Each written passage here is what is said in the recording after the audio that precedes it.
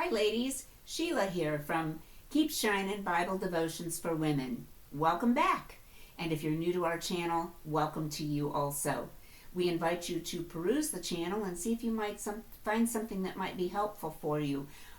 Lila has put together some very short but very fact-filled videos, 1 to 2 minutes long. They're entitled Lessons from Lila. And there's also some shorts that are 1 minute in length, 1 minute with God. There are some longer videos that are done by Lila and myself. And there are some Bible readings from the book of Proverbs. Each video has one chapter from the book of Proverbs that is read. We welcome you to check out any of these things and see if they might be of help to you. What we want to do is try to shorten our videos, which is hard for someone like me who has the gift of gab and doesn't know when to be quiet. But we're going to give this a try. But before I move on to something different myself, I kind of wanted to finish what we had started, and that was ways that we can keep our light shining through different phases of our lives. We've already touched on how we can let our light shine, and by that we're not just talking about a lamp, we're talking about our good deeds. And those are not to be show-off deeds. Those are to help people see God through our lives. Sometimes we may be the only Bible some may read. We talked about living our lives so that our lights will shine through adversity and trials, through brotherly kindness and how we treat one another in our old age. Maybe you're not there yet, but Lord willing, you will be.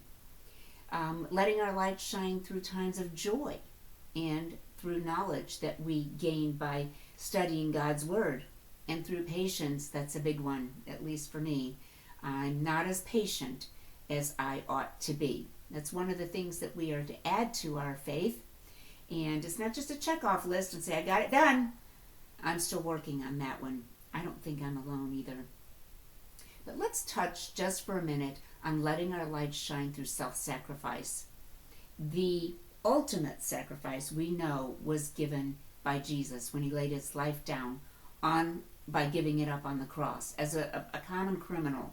In Ephesians chapter 5 verses 1 and 2 it says, Be ye therefore imitators of God and beloved children, and walk in love even as Christ also loved you and gave himself up for us, an offering and a sacrifice to God for an odor of a sweet smell.